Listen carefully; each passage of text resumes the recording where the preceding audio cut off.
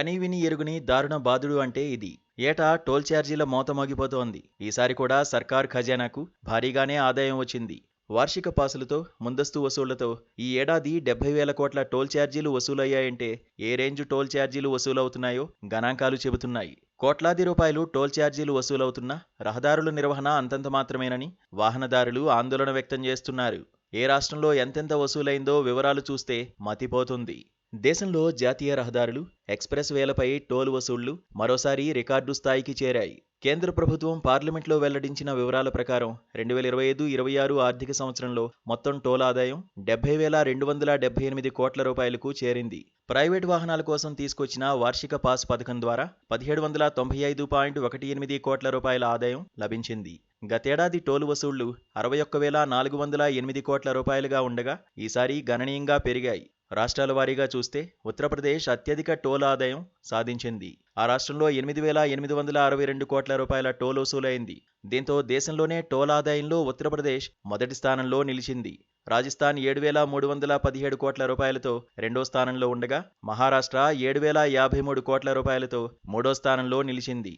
గుజరాత్ 6,352 కోట్లు, కర్ణాటక 4,779 కోట్లతో తర్వాతి స్థానాల్లో ఉన్నాయి.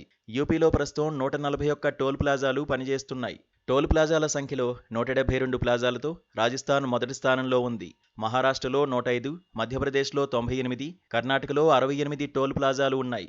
దేశంలో జాతీయ రహదారులు, ఎక్స్ప్రెస్ వేల విస్తరణ, వాహనాల సంఖ్య పెరగడం వల్ల టోల్ వసూళ్లు కూడా పెరుగుతున్నాయని కేంద్ర ప్రభుత్వం తెలిపింది.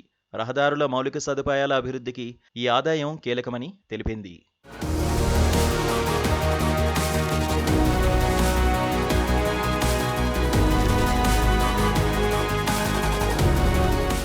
National Highways Authority of India toll ఫీజులను సవరించింది. చెన్నై వనగరం టోల్ ప్లాజా వద్ద అర్ధరాత్రి నుంచి టోల్ ఛార్జీలను పెంచారు. కార్లు, జీపులతో సహా వాహనాలకు వన్ వే ఛార్జీ 55 రూపాయలుగానే ఉంది. అయితే అదే రోజు రౌండ్ ట్రిప్ ఛార్జీని 80 నుంచి 85 రూపాయలకు పెంచారు. తేలికపాటి వాణిజ్య వాహనాలకు వన్ వే ఛార్జీ 80 నుంచి 90కు, అదే రోజు రౌండ్ ట్రిప్ ఛార్జీ 130 నుండి 135కు పెరిగింది. బస్సులు, లారీలతో సహా వాహనాలకు ఒకవైపు ప్రయాణ ఛార్జీ 185 నుండి 190కి, రానుపోను ప్రయాణ ఛార్జీ 275 నుంచి 285కి పెరిగింది. అన్ని రకాల వాహనాలకు నెలవారీ పాస్ ఫీజు కూడా 50 నుంచి 360కి పెరిగింది.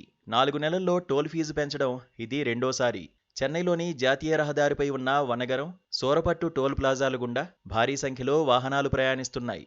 ముఖ్యంగా భారీ వాహనాలతో ఈ ప్రదేశాలు రద్దీగా ఉన్నాయి. ఇప్పటికే పెట్రోల్, డీజిల్ ధరల పెరుగుదలతో సతమతమవుతున్న ట్రక్ యజమానులకు ఇది మరింత షాక్గా మారింది.